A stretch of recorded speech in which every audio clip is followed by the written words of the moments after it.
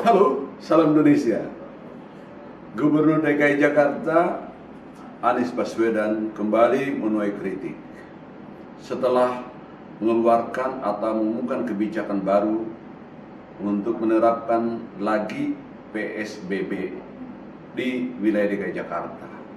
Kritiknya tajam, bahkan ada yang memintanya mundur dari jabatan gubernur atau minta pejabat di atasnya untuk menonaktifkan Pak Anies Baswedan. Luar biasa memang. Figur yang satu ini tak henti-hentinya menuai kritik, dikritik oleh pihak-pihak tertentu. Ya, begitulah kira-kira seorang pemimpin. Semakin tinggi pohon, semakin kuat angin yang menggoyangnya. Kira-kira begitu analoginya. Dilematis memang untuk pemerintah DKI Jakarta karena peningkatan kasus COVID di Jakarta begitu signifikan.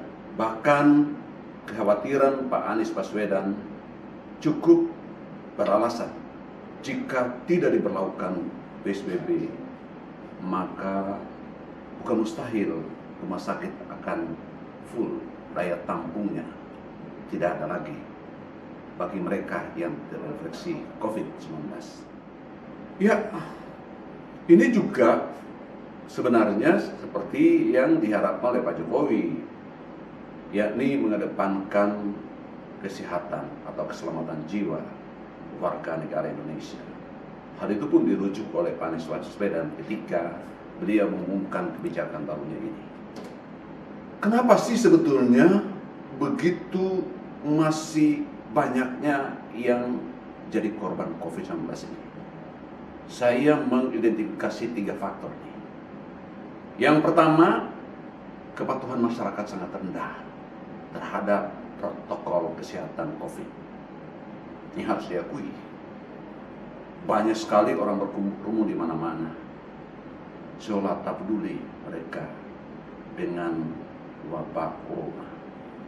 Lihat aja di seluruh penjuru Jakarta, di jalan-jalan juga bisa kita tonton orang boncengan motor, bahkan ada yang tidak pakai masker. Di restoran-restoran begitu banyaknya yang berdempet-dempetan gitu. Tidak terkontrol. Dan mereka, masyarakat, seolah-olah tidak mau tahu tentang bahaya COVID. Yang kedua, tampaknya edukasi sosial tak efektif. Padahal media sosial begitu gencarnya menyebarkan bahaya COVID-19 dan cara-cara pencegahannya, tapi juga tetap tidak efektif.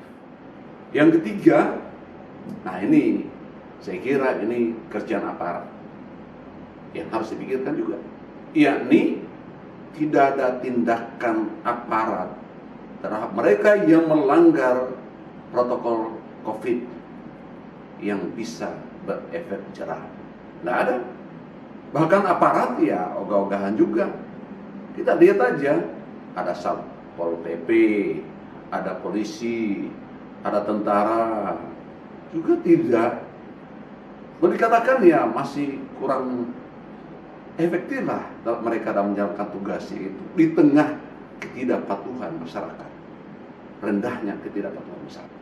Lalu apa yang harus dilakukan kelak jika Anies Baswedan tidak melakukan 3 hal ini, atau daerah-daerah lain pun yang angka COVID-nya semakin tinggi tidak melakukan 3 hal ini?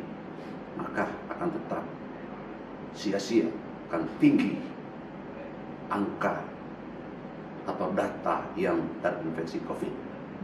Apa itu? 1. Fungsikan RT RW dalam melakukan pengawasan. Ya, pengawasan di lingkungan mereka agar patuh pada protokol corona.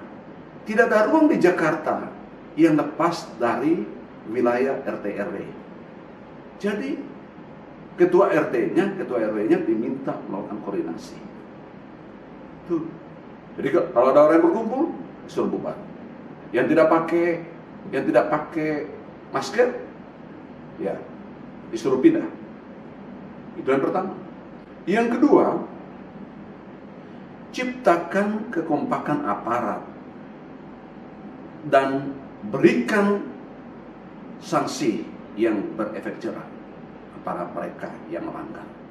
Yang ketiga, lakukan penyadaran secara masif di seluruh penjuru Jakarta atau daerah lain.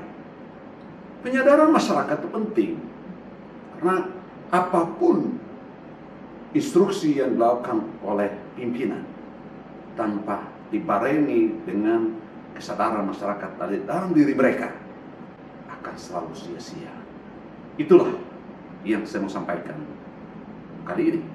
Dan Pak Anies Baswedan, jalan terus untuk keselamatan warga Jakarta, warga negara Indonesia. Terima kasih, salam Indonesia.